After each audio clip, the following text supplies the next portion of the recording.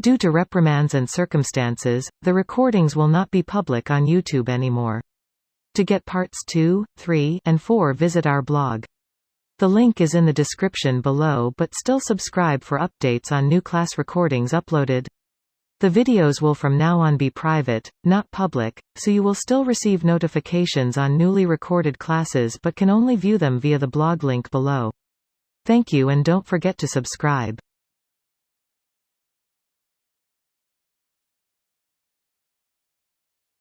That discipline. And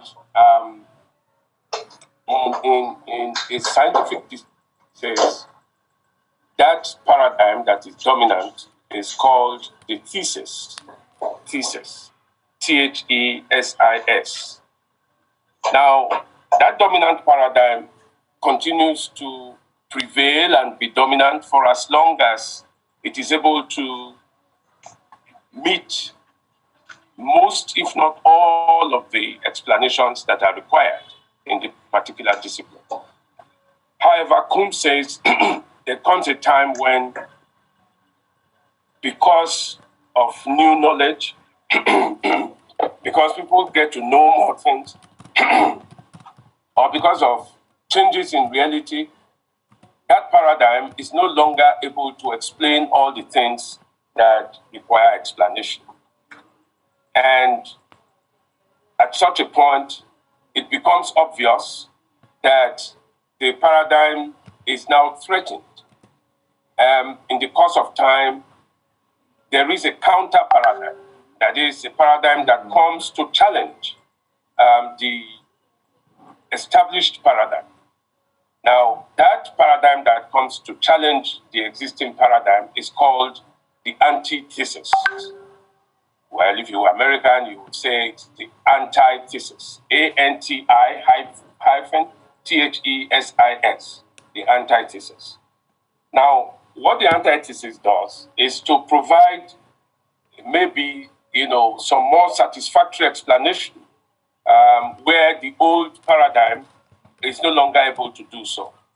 So in the course of time, this antithesis then overthrows, as in a revolution, it overthrows the old paradigm. And over time, it becomes the dominant paradigm.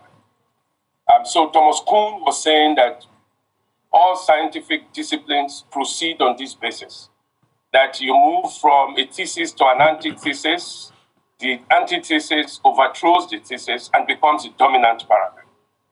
But he says, all of this does not mean a wholesome replacement of the old paradigm, because there will still be remnants of that old paradigm that will still be used for explanation. And he says that it's a mix of the new paradigm and the remnant of the old that produces what he calls a synthesis. So, the process of a scientific revolution is that there is a thesis, which is the dominant paradigm. There is a counter-thesis, which is the antithesis, called the antithesis, that overthrows the thesis. And then all of that revolution is followed by a synthesis. So, every scientific discipline, Thomas Kuhn says, goes through these kinds of paradigm shifts, these kinds of paradigm revolutions. And this is also true of political science. In political science, we have the behavioral revolution. The behavioral revolution overthrew what we call the traditional political science. And I want you all to pay attention to how this revolution came. It is the behavioral revolution that has insisted on political science not only adopting the scientific method, but also becoming a scientific discipline. That is the essence of the behavioral revolution. Now, recall, Omishore Larry, please mute your microphone. And a gift, please mute your microphone. And a gift, please mute your microphone. Omishore Larry, please mute your microphone.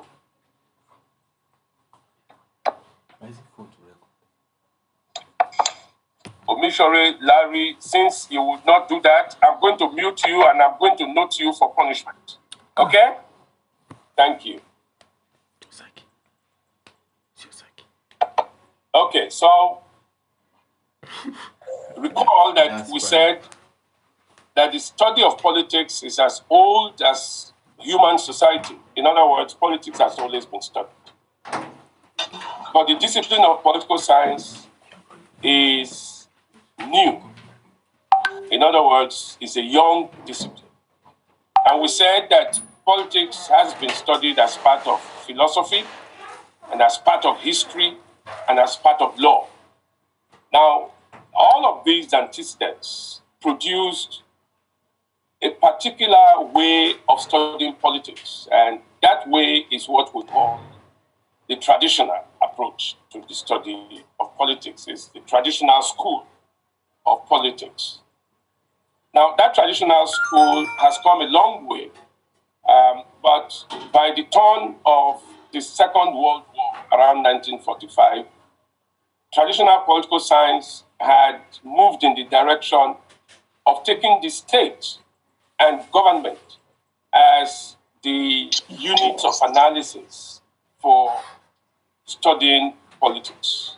So it says we should focus on the state and on government and the formal institutions of the state and government as the primary units of analysis if we want to study politics. Now, the other thing about traditional political science is that from the days of philosophy, from the days when we had the Platos and the Aristotles and Thomas Hobbes and all of them, we had the focus on the normative orientation, meaning that the study of politics tended to be prescriptive. Adelbigbe, please put your microphone. Okay, the study of politics tended to be prescriptive because people were interested in what ought to be. So if you read Plato, you read Aristotle, you read Thomas Hobbes, you read J.S. Mill, and all of these political philosophers, the key thing is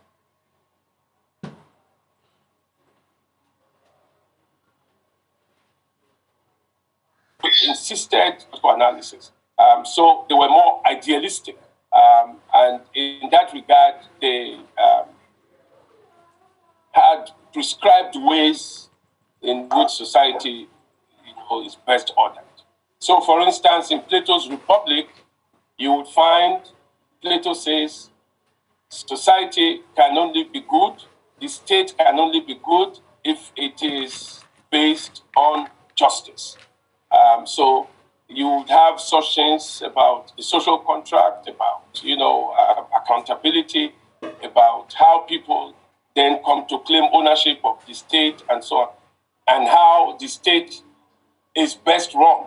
So Aristotle says, for instance, that the state should pursue the happiness of all, and that if a state is well ordered, the end product will be the happiness of all in society. So you find, such prescriptions.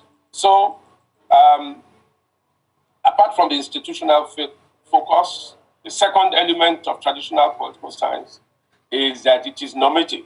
It deals with what ought to be, which is the opposite of what is. Okay? Now, in the course of time, there was methodological refinement that took traditional political science itself away from the state. The people now started to say that these political scientists, in that old sense, started to say, why don't we break down our analysis to institutions? So if you read books at the time on comparative government and so on, they were actually very institutional in their approach, meaning that they were looking at the institutions of government. I'm sure you know that people say the basic institutions of government would be the executive, the legislature, and the judiciary. It is from the constitution that you find in all of these things. But again, this was very formal. So we're looking at the formal side of government, and you didn't consider the informal side, the kinds of things that went on and so on. Now, this was the state of political science around the time the First World War came, about 1918. And then shortly afterwards, we had the Second War. And, political scientists were beginning to say, in the manner of disciplinary self-consciousness, they were beginning to say, if our discipline is the kind of discipline that we expect it to be, then we should have been able to at least anticipate that there would be a world war. I mean, how come we didn't know? How come we're not able to predict, not the first, but also the Second World War?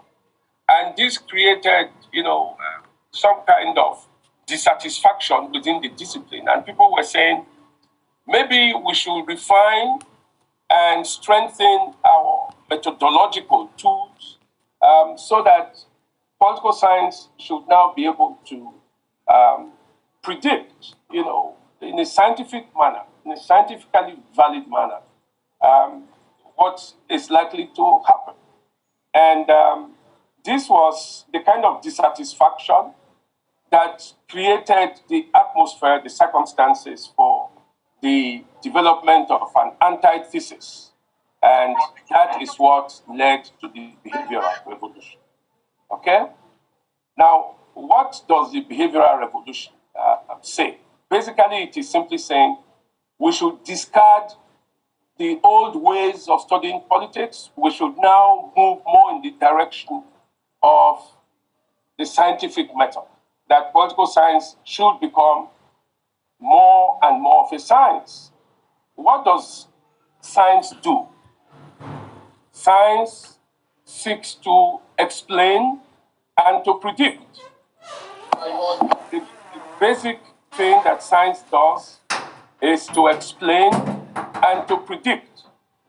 Now, science does this in more or less the same structural manner. So, the structure of an explanation has the form if X, then Y, where you are saying X is the explanation for Y, where you are saying Y does not happen except X has happened. Now, in that manner, you would find that you are not only explaining, but you are also predicting. Because you say, wherever you find X, you also expect to find Y. So there is not just concomitant variation, there is also an element of one being antecedent to the other. And, this is the whole essence of science. I'm sure that in your secondary schools, you probably studied geography, where you would have found out how rain comes to be, that there is evaporation, there's condensation, there's cloud formation, and that, ends up as rain. So if people, for instance, want to explain why Boko Haram is happening, there's a theory that says, there's too much poverty. There is relative deprivation. Another one says there is religious fundamentalism. Now, these are categories of explanations, but they come from theoretical postulations that say wherever you find poverty, you can expect, rebellion, you can expect revolution, you can expect terrorism. Wherever you find religious fundamentalism, there are other things that you expect to follow. That's the nature of both the explanation and the prediction. But there is a lot more to the scientific method that differs from what traditional political science is. Kende Sholeye, Anu, please mute your microphones. Okay, so we have that one element. The second one is that the scientific method also entails a different orientation. We talked about the normative orientation of traditional political science, which says the emphasis is on how to take society from where it is to where it ought to be. So the focus was on the normative orientation. The behavioral revolution then says we should move away from the normative to the empirical.